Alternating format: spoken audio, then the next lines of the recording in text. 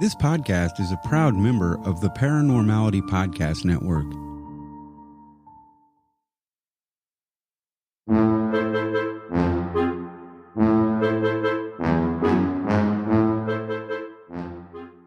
Today is a particularly exciting day, especially for me, because today's episode is the first of a whole series of UFO and alien-related episodes that will be coming over the next few weeks. And this is a subject that gets all of my attention. For those of you who don't know MUFON, it is the largest and longest-running civilian UFO investigation and research organization. For more than 50 years, MUFON has been providing the world with unbiased, scientifically based investigations and the promotion of research on the UFO and UAP phenomenon. And kicking off our UFO series today is an interview with Mr. Lee Strydom from South Africa. Now, the full disclosure, this interview was done in January 2020, before all of this COVID bullshit started, and even before we had officially given birth to Xander and Stone podcast 9 months later. Mr. Lee Strydom is MUFON's National Director for Investigations in South Africa, the rest of Africa, Middle East, and parts of Europe. Mr. Strydom, Lee, thank you so much for making yourself available. Good afternoon, Xander, and thank you for having me. I've given a little brief introduction, but could you tell us just exactly what is MUFON? Well, MUFON, basically the Mutual UFO Network, is an American-based non-profit organization and non-governmental organization. Came into being in 1969. I don't know if you recall Project Blue Book back in the day, also 1969. That's when they ended the official Project Blue Book filing and all the rest of it. And this is when Mutual UFO Network came into being. It was originally called the Midwest's UFO Network, and that quickly changed because Midwest was back in America. And that changed very quickly because it became a worldwide phenomenon. So that then became the Mutual UFO Network. And now tell me, Lee, how did you get involved in MUFON? I got involved basically because back in my youth, and I'm going back 5-6 years old, my family has always been involved in the supernatural. They've seen weird and wonderful things. And as a child, I think you take a lot on what your parents and what your grandparents and things think and see. And since then, I've been involved, and my interest has been high since those days. And so is that to say that you've personally had experiences with UFOs or UAPs in the past when you were younger? Personally, no. The funny thing is my mom was the one that actually had many, many visitations. When I was about 6-7 years old, she kept telling me about these funny looking creatures that used to visit her when she was young. And we're going back, she's now in her 60s. So in the 50s, these things were visiting her. And she used to say she used to have these weird dreams that these little creatures that were like 3 feet with big heads and big eyes just to drag her around out of her bed. And little did we know that actually those were the Greys. So, she was telling me these things when I was 6 already. Wow, that is fascinating. So, is that to say that your mom has now become one of the cases that you've been studying as part of your role as the national director of MUFON in South Africa? Yes, I have been studying the cases. What I've actually asked her to do is actually start writing a book. Sure. She has. So, and there's plenty of experiences, and if I tell you, it's over 50 experiences that she's had from a young child up until today. Exactly what is it that you do when you're going about investigating it? What information are you looking for? How do you go about that investigation? All right, so basically the first thing that happens, I'm going to leave my mom out of the first one. When I signed up with MUFON, what they normally do is the sightings go through to the website, which you'll probably ask me a little bit later. Mm-hmm. When the sighting then gets submitted, they will submit it to the specific country that's the sighting is involved with. I will then, if there's any field investigators, which currently in SA there's not, but I can tell you a little reason why that is later. I'm the one that kind of deals with all of the emails that come through. I will then contact the witness, and we will discuss whether it's through telephone call, whether it's through email, or if it's close by, I will visit them. We will contact them within 24 hours. We will then go through and look. So the issue here is a lot of the sightings are man-made. Okay. There's a lot of stuff that's, the guy's seen a light in the sky that's been moving from north across to the south, and those are satellites, or it's a fireball.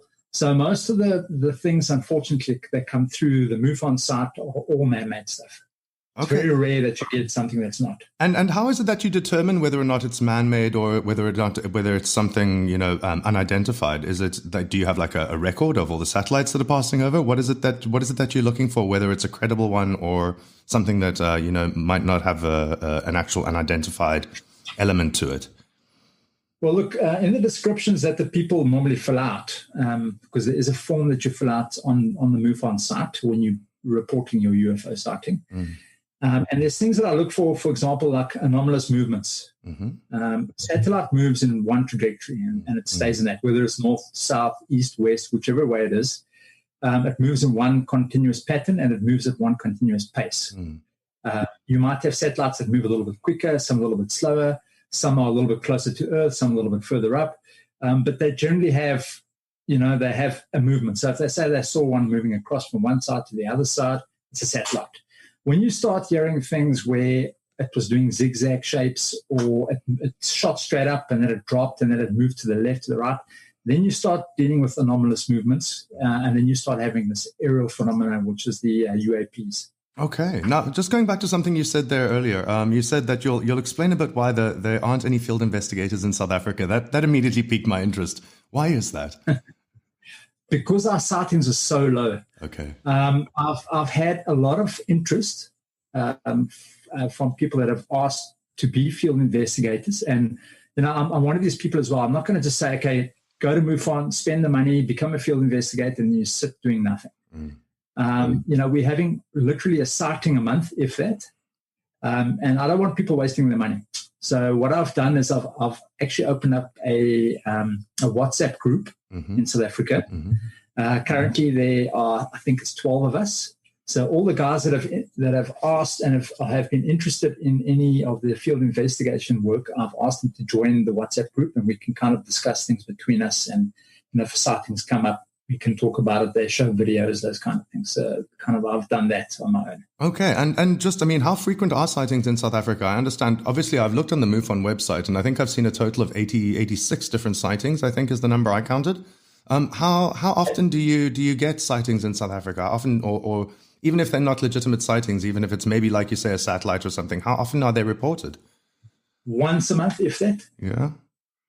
Yeah, it's not a lot. And this is the reason why this field investigators in South Africa is basically me. Sure. And when these sightings are reported, that one that you get a month, do you find they're coming from specific areas of South Africa? Do they seem to cluster in certain places, or are they coming from sort of all over the country? There is a slight tendency for the sightings to come more from Cape Town side. And being from Cape Town, I think I understand why as well. It is called the Cape of Good Dope for a reason. Yeah. Look, it's if we had to work it out percentage-wise, you'll probably find, I would say, maybe 40% coming from Cape Town, about 30 from Joburg, and the rest from maybe KZN and Polokwane and all the rest of the places. So, okay. Yeah. Okay. And then going back to when you first got involved in MUFON and the steps that you took to become not just the national director, but just to become a field investigator, what type of training and what type of steps do you go through to be able to become actively involved in MUFON? Well, you've got to go online. So you become a member first with MUFON. So you've got to go onto their site. You become a member. I was a member for a few months, and I thought to myself, because at that stage there was a guy that was based in Joburg. He was a national director. I emailed him. We had a bit of a chat, and he said, "Yeah, no, this is what you need to do when you're to become a field investigator." I went online. I did there's a course that you do. You obviously have to pay for it. Once you've finished your course, there's a test that you do that you've got to pass with 80%.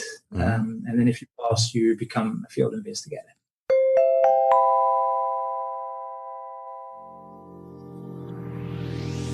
Hey guys, this is Eric and Jessica Carrier, the hosts of the Prairieland Paranormal Podcast. If you're looking for a show that explores all things paranormal with dramatic storytelling, historical research, relevant science, and witness accounts, check out our show online at www.prairielandparanormalpodcast.com or through your favorite podcast player.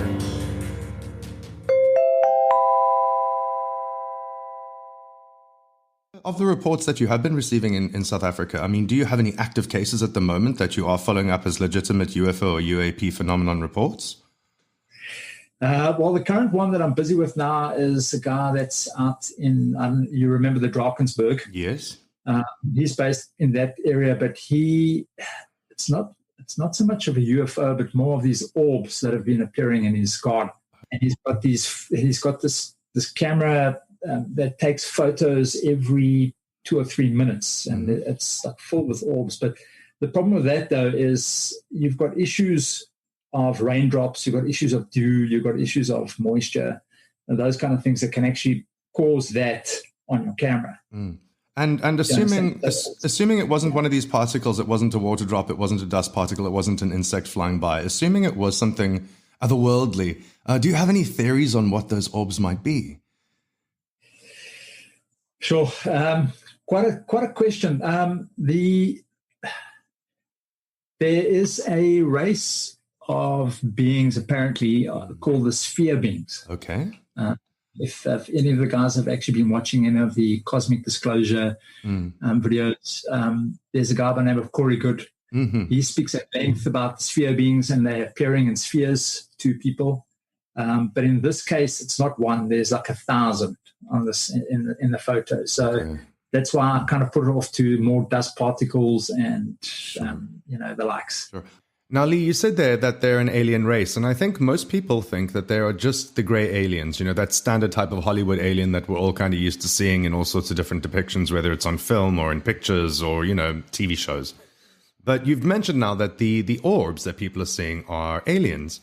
A lot of people have associated those to, like, let's say, hauntings and spirits.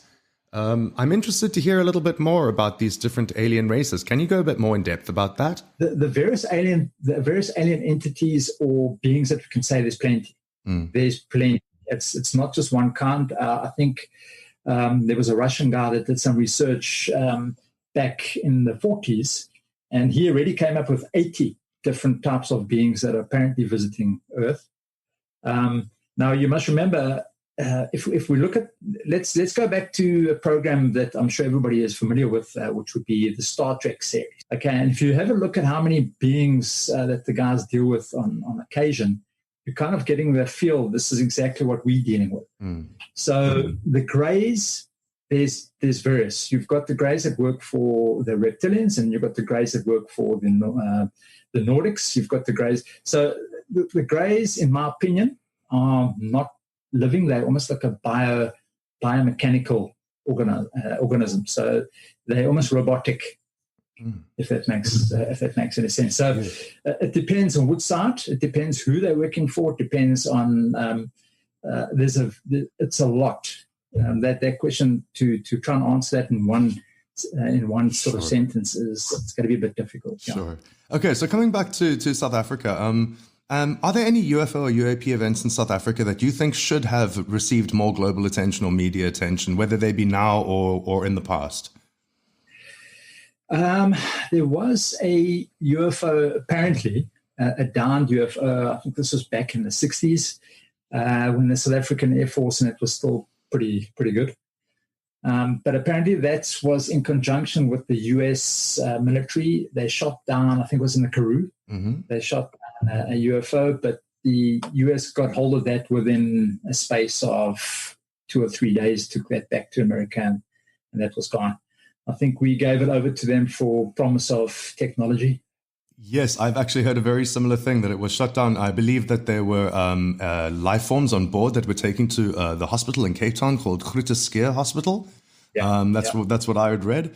And that it was in exchange for, and not to start a whole conspiracy theory here by ourselves, but it was in exchange for nuclear power technology, if I remember correctly. Yeah, that's correct, yeah. And of these crash reports, when there are crash reports or abduction reports, are there any kind of common threads that run through those? Are there any they tend to happen at a certain time of the day or a certain, area? Look, the most abductions come from America. It's very few from the rest worldwide, although you do get the odd one or two, but most of them are coming from America. The abductions normally take place at night because the human visibility during the eyesight visibility during night is poor. So you're not expecting it. So when it happens, it's a surprise. And that you'll find that most of the time the abductions happen when people are sleeping, where they're waking up and all of a sudden they're finding themselves in these different surroundings. And could you speculate on why you think most of these abductions or sightings or just, reports of UFO and UAP tend to happen in the United States? This is something I have wondered about at length, that they really seem to be concentrated in really one part of the world predominantly, not to say that they're not in other places. Why do you think USA? Is there something special happening there? Is it something that the Americans are doing? It is. Your second answer, 100%. So you must remember USA and UK and Russia, their technology to the rest of the world is superior. Okay. I mean, we wait some time before we actually catch up to what these guys have got. Yeah. And you must remember as well, in America, the military, the internet, they were already having internet in the 70s. We only got the internet 2000, after the 2000s that we actually start really getting involved in the internet. Yeah. So the technology that America have, and a lot of the sightings that the guys see, like the triangles and the likes, those are homemade, if we're going to call it. A lot of that stuff is American technology. A lot of the guys had reported sightings of the stealth fighters before they were actually shown to the public to say, listen, actually, we own the stealth fighters. Before they were shown, the rest of the people were saying, hey, we've got so many UFOs here, and they actually were the stealth fighters. So let's go back a little bit. Your alien races, okay, if you go back to, let's go a couple of thousand years ago. So you're looking back maybe Egypt, let's go to India. If you look at the books, the sacred books that the guys are talking about, there's a lot of alien, if you think about it logically, there's a lot of alien contact that's happening. And this is going back thousands of years ago. Yeah. Biblical events talk about it. The Mahabharata talks about it. Egyptians talk about it. And then you have, let's say, in the last couple of 100 years, you've got more sightings. Now, the guys in the thousands, you're not going to see these guys anymore. Their technology is developed past a situation where you're actually going to see these guys in the skies. Yeah. Okay, these guys have got cloaking devices or they're interdimensional travels or whatever there is. You're not going to find these guys. You look up in the sky, you're not going to see them.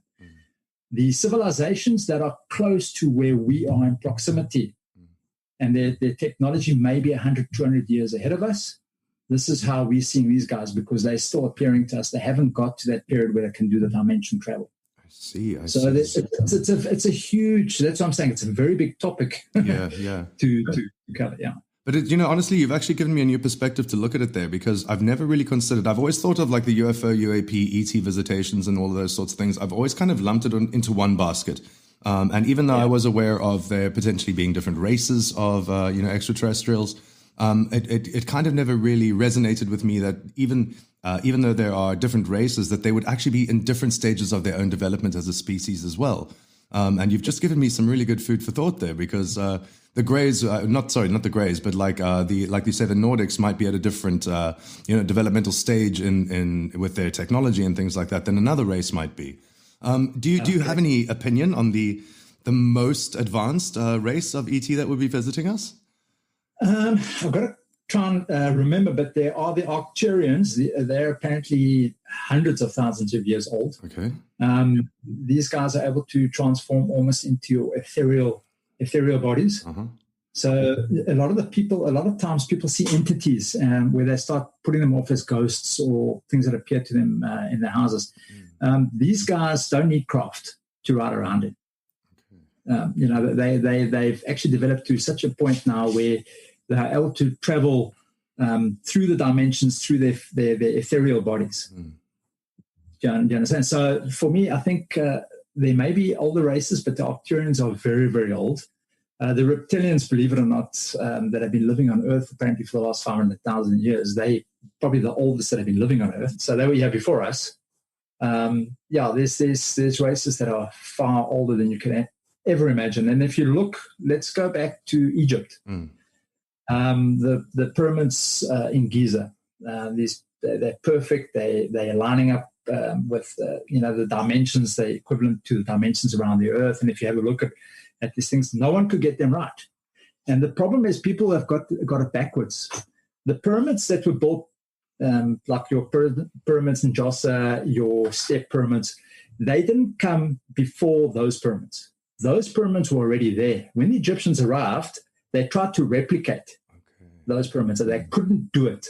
So they therefore started going into the step pyramids and the things that made it a lot easier. Because you must remember, when we're advancing as a race, when you get better, you get better. You don't all of a sudden go backward, where you can't now start doing these things. And then you look around the world. The same pyramids you can find in Bosnia. You can find them in China. There's been sightings of the same pyramids now in Iceland, not Iceland, sorry, in the South Pole. So there was a far older race that was living on Earth that had the technology then to build these pyramids. There's a lost technology. We don't know how they did it. And then the races that came thereafter tried to replicate, and it didn't work. We have a favor to ask of our listeners. If you're enjoying listening to the Xander and Stone podcast, do us a solid and tell your friends, family, even your frenemies about the Xander and Stone Science and Supernatural podcast. We don't mind if you share the links of our episodes on social media, because sharing is caring.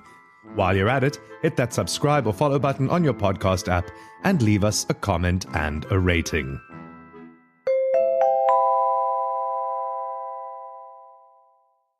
And are you then speculating that the race that lived here before us, that this was their home planet and they've since left the home planet, or were they visitors to the planet a long time before we arrived here? Yeah, they were visitors. I think they encountered the reptilians that were here. I think it was a bit of a thing that went on with them. They managed to drive the reptilians underground, if we could say. They then built their massive monoliths and pyramids and all sorts of stone structures that were going around. Back in Peru, you can see them as well, same as Easter Island, same as Iran. And then obviously when they left, the reptilians managed to come through, and these are the guys that are kind of running Earth currently. And what do you think it was that brought them here in the first place? Why are we such a busy planet for ET visitors? Well, if you have a look at the Sumerian texts, the Enuma Elish and all the rest of them, it talks about the gods that came from a planet called Nibiru. Yes. These were the Anunnaki. And the Anunnaki, in their text, it says that their planet was taking some strain, and their atmosphere was having a bit of a dwindle. So they needed to try and repair the atmosphere. And they found Earth, and what they found on Earth to assist with their atmosphere was gold. And if you go back and look at how many thousands and thousands of years ago, the gold was a huge thing. And this is the reason.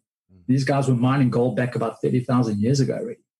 And do you think that's why they're still visiting the planet today, why we're still having so many visitations? Is it still an interest in our natural resources, or do you think that the interest has changed? No, I think it's changed. The gold, unfortunately, because it was such a thing in those days, it's continued to be a thing nowadays, but that's got actually nothing to do with what the interest is in now. I think the interest, because the world is filled with resources, and a major resource that we have is water.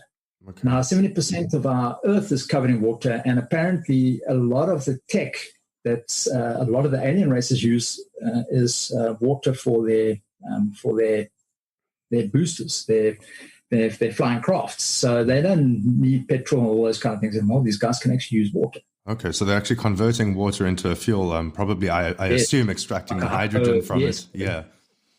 And I mean, do you think that there's also a lot of, theories out there that that some of the races are actually, like you say, interdimensional, traveling from, other dimensions and crossing dimensions into our dimensions. Is there a possibility that we are actually being visited by a future form of our own species? There is a possibility. The issue with that, though, is there was that. I was actually reading about this the other day. If you're able to go back into the past before you were born, and then Back into the Future, after you had died and you had never died and you were never born. There is a paradox that may be on timelines. That may be a different timeline that you're going through. I don't know if it would be the same timeline you would be in. You would have to go through a different timeline, because if you're in that timeline, you would never be able to go back, because you can only go back as far as your birth. And then essentially creating what is another dimension, another timeline, actually creating an entire new dimension to accommodate the timeline that you have just created within that paradox, right? Correct. So it's a whole paradigm. It's a whole paradigm thing. Now, just looking outside of South Africa, I know that you also do work in the rest of Africa. How active is the rest of Africa with UFO and UAP sightings? Not a hell of a lot. I've had a few from Nigeria, maybe one or two from Zimbabwe, Congo. There was one. So Africa, again, the problem with Africa is the guys, they either accept what they see, and they just say, okay, and it's our ancestors again, or the oaks just don't care. And they, it's not like America where the guys, everything they see, it's a UFO. Sure. Everything. But they can't explain. And I think with us, we're either more down to earth and we just don't really care about it. And we carry on with our normal lives where, and a lot of the guys, I don't think actually look up at the sky enough. They don't look up to see what's actually going on. Sure. And I mean, when it comes to actually being able to do these reports, what is the process that somebody goes through to be able to report a sighting? I know you mentioned the MUFON website. Go ahead. What is the type of information that they need to be supplying in this report? All right, so when the guys go onto the MUFON site, there is a place that the guys can go and submit a sighting. Mm-hmm. They'll obviously ask for your details, like your name, your telephone number, or your email address. So there's got to be a way of contacting you. And then they'll ask you for a short description. So you could say, last night was outside having a bra, saw strange lights. And then they'll ask you for a full description. Then you can go into detail about exactly what took place. If you've taken any video, if there were any photos, you load those on as well. A lot of people talk about things, but they never load photos. And they're saying, I saw something for 15 minutes, but surely if something has been out there for 15 minutes, you would have at least got your cell phone out and took some footage. Sure. And especially, I suppose, in today's modern day with all this technology, there's a lot of access to being able to take photographs, to take videos, to be able to provide that physical evidence of the sighting. Yep. So once that's obviously done, then you've got all your details and that, then you submit it through. But a lot of people want to be anonymous, so they don't really want you to contact them. So there's nothing I can really do. I can kind of see what their sighting is, go do a bit of research to see, what was happening in that area on that day at that time. If there was perhaps maybe an air show, or it was a New Year's Eve party, or so, I don't know, whatever it is, you can do a minimal research, and you can't ever get back to them because they haven't left any details. But that's, some people want to be anonymous, but others not. Sure. And I mean, speaking of being anonymous, obviously we all know that there's a lot of secrecy around like the government involvement or the government knowledge of UFOs. Places like Area 51. I think there isn't a person left on the planet who hasn't heard of Area 51. Do you think the South African government has something similar to Area 51? Is there maybe a secret government base that they're hiding UFO evidence in South Africa?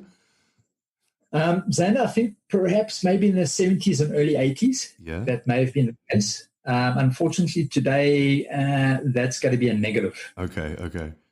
So you don't think that the South African government has maybe got a secret department that's got its own little Project Blue Book or anything like that? No. These are they're worried about other stuff, not really worried about. So is that to say that the South African government has never really addressed the idea or made any public statement about the possibilities of UFO or UAPs? Back, like I said, I think back in the 60s, 70s, and early 80s, I think there were a few sightings that actually came through. Nothing major, but with the new dudes, it's more political stuff. What's gone wrong and who's done what, and so there's the Oaks. Their focus is nothing like it is in America. Sure. It's all nothing here. Sure. And I mean, what do you think the future holds? I mean, again, we spoke a little bit about the reasons why we think ETs are visiting the planet and why there are these different races of extraterrestrials coming to our planet for our resources, in the past for our gold, now possibly for our water. I mean, do you think there is some sort of a long-term plan or strategy, that they're implementing on planet Earth?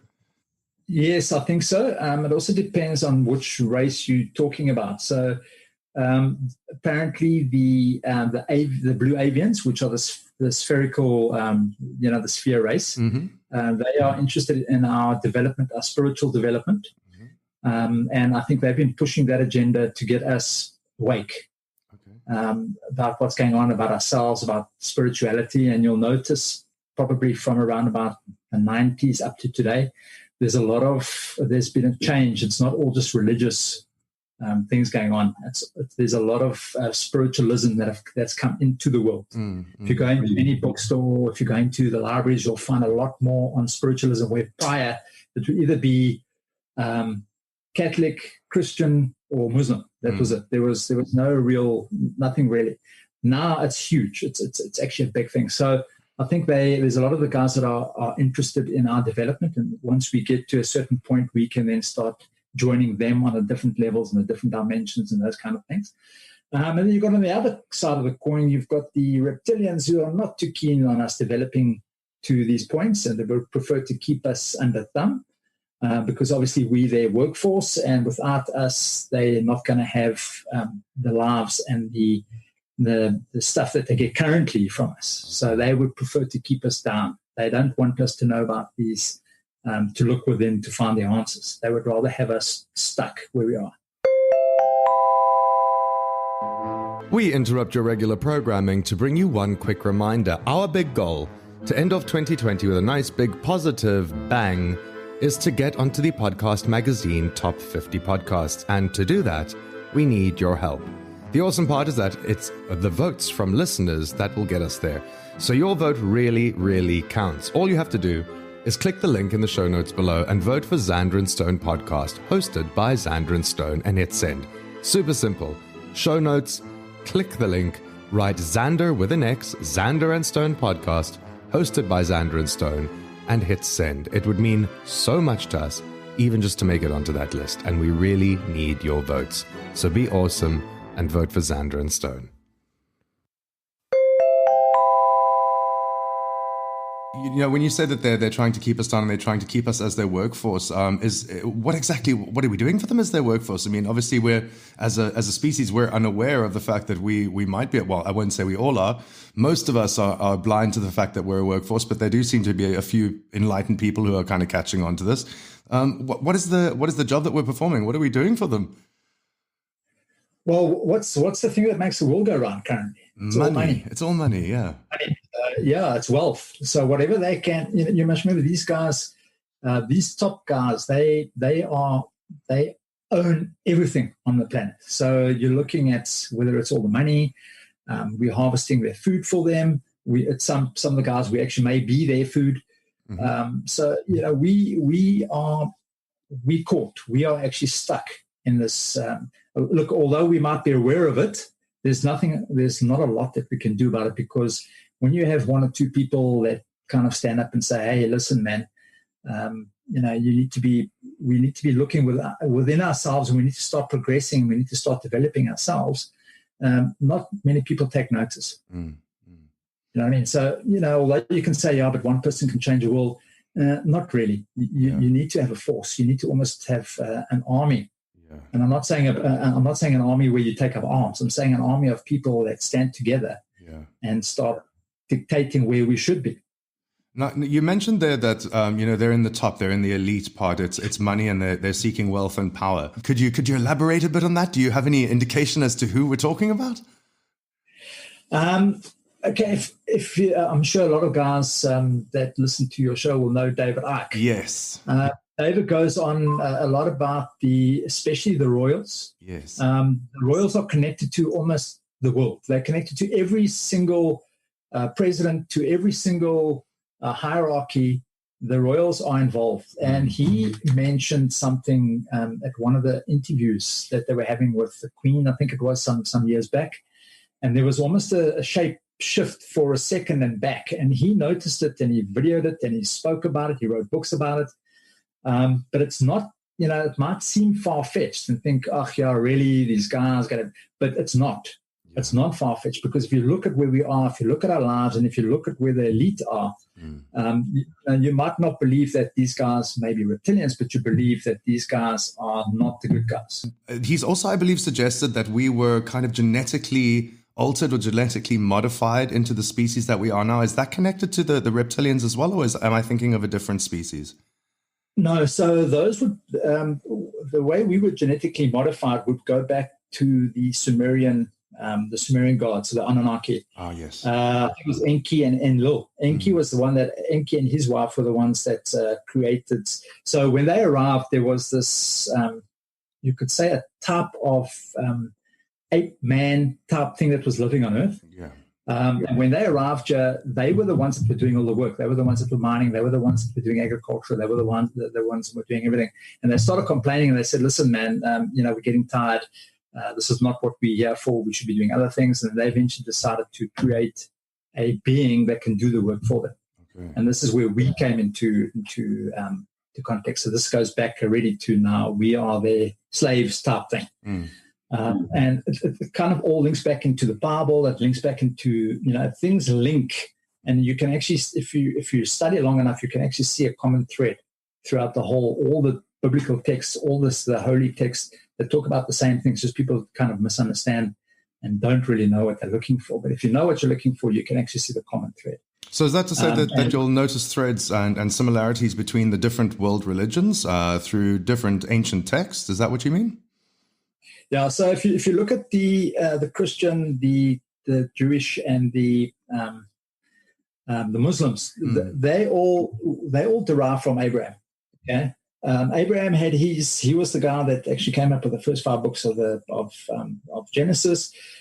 He actually, when he wrote the books, he was actually exiled in Babylon. And in those days, Babylon were the guys, they were the Sumerian, they believed in the Sumerian gods. They were the ones that had the Anunnaki. They had the Enuma Elish. They spoke about the flood. So he incorporated a lot of the stuff that he had heard and read about on their side. He incorporated into the Bible. Look, again, I don't want to, you might have a lot of Christian guys that listen to this. So I don't want them to come off and start giving you issues with this. But again, this is just something that I researched, and there's been a lot of talk about it and research about it. And for example, let's talk about Eden, the Garden of Eden. Eden is actually mentioned in the Sumerian text before, and which is way older than the biblical text. They speak about the Garden of Eden and about man and his creation. And so you'll see there's a lot of similarity between the two, and you can actually see that one was borrowed from the other. It's not rocket science to understand that. But that's also why I'm saying people need to, when they need to research and they need to question. You can't just accept things as in stone and that's how it is and this is how it must be. Never. You must always question what's coming. Sure. Or what you're reading, what you're seeing. Yeah. And I know, I mean, just to add on to that, I've also read a lot of information where you actually start to notice there's very similar dates and, for lack of a better phrase, a plot in all of the stories. So, for example, like born on the 25th to a virgin, those two facts, for example, tend to run through a lot of that. I know they run through the ancient Egyptian origin story. I believe they run through the Sumerian origin story, and then we later find them in these other religions as well. Are there any other similarities that you've noticed between these origin stories that link up with today's modern theories? Okay, so if you look back at the Mahabharata, it talks about I think it was Krishna that had a battle against one of the other gods. And there were these, how they mentioned them, there were these silver arrows that could do major damage to cities, and it would almost turn things to dust, and so almost like an atomic warfare that was going on. And then you look back in Sodom and Gomorrah, you've got the same sort of thing going, where the oaks were told, "Listen, leave quickly. This is coming. There's this massive battle that's coming." And if you look at Sodom and Gomorrah story, it's almost like an atomic bomb that kind of went off there, because that area now it's still recovering from what happened in those days. So they were already having atomic fights back 5,000-6,000 years BC. So you can imagine. I mean, again, guys must just, when they're reading things and they're looking, they must understand and don't just read what they think. They must look and understand what they're reading.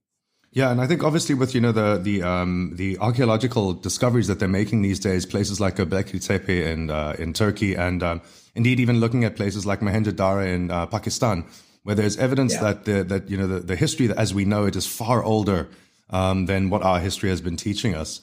I think there's definitely a lot more to explore there. Now, I mean, tell me, Lee, I've got to ask, with all of this fantastic knowledge that you've got, any plans for a book anytime? Are you going to be putting this down all on paper to leave your legacy behind for others to read later on? I've actually never thought about it. You talk about Göbekli Tepe. I'm probably going to be there in the next 6 months. I'm taking a trip to go specifically to go and have a look.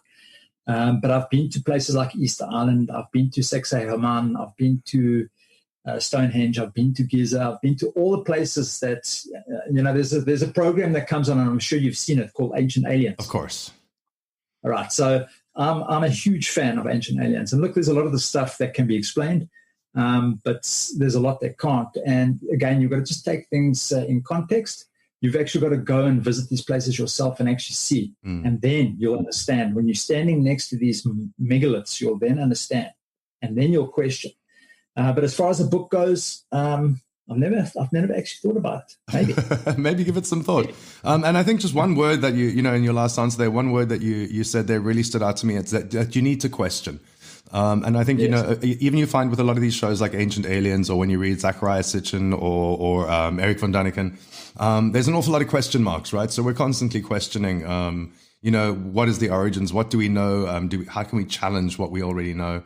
And that's going to lead me to my last question. If people want to reach out to MUFON, what do they need to know?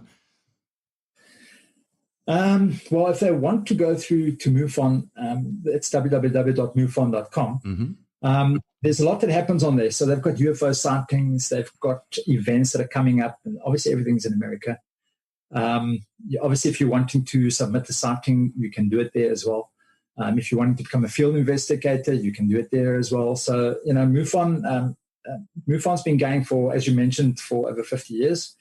And I mean, they've got a wide base of sightings and events and things that are going on. So, if people want to get involved in MUFON, just pop off to there and, sign up, become a member, and they'll send you a newsletter, I think, once a month with all the events and sightings that have taken place and reports and videos that they've done and all those kind of things. So, Fantastic. Well, thank you very much, Lee. It was great speaking with you today. I think I could keep you here for hours and hours picking your brain about all these different, topics and various different theories and different races.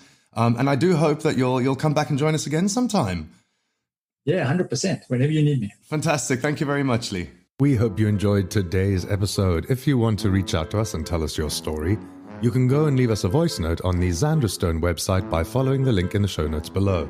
Or you can email us on info@excesspodcast.com, find us on Instagram @excesspodcast, and on Twitter @XanderStone10. And of course, I'm going to ask one more time, please be a total delicious weirdo and vote for the Xander and Stone podcast hosted by Xander and Stone on the podcast magazine's top 50 podcasts. You'll find the link in the show notes below.